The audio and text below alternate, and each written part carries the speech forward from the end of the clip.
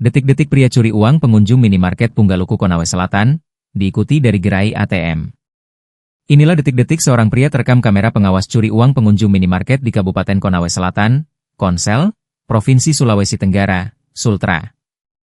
Aksi ini terekam kamera pengawas parkiran minimarket di Kelurahan Punggaluku, Kecamatan Laea, Kabupaten Konawe Selatan, Konsel, Senin, 24 Maret 2025.